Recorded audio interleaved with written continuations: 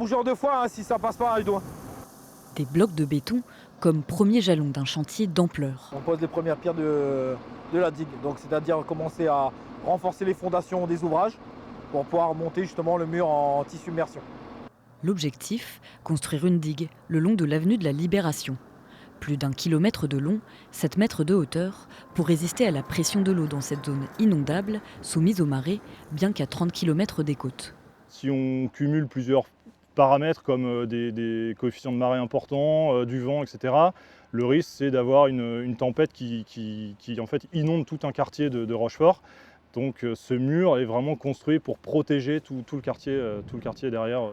1350 habitants, une cinquantaine d'entreprises et le port de commerce sont à terme menacés par les inondations et la montée des eaux. Des enjeux humains mais aussi économiques auxquels répondra cette future digue, mais pour combien de temps ? C'est indispensable parce que sur des sites comme ceux-là, autant parfois on peut délocaliser un certain nombre d'activités, on l'a fait sur une part des logements, mais notamment un port industriel, il est difficilement délocalisable. Maintenant, le GIEC notamment nous annonce à horizon 2100, donc nous avons encore un peu de temps, d'une élévation du niveau de la mer de l'ordre de 1 mètre. Donc c'est suffisant pour l'instant, ça ne le sera pas dans le futur. Pour s'adapter, Rochefort prévoit d'autres constructions de digues dans le sud-est de la ville et en aval de la Charente.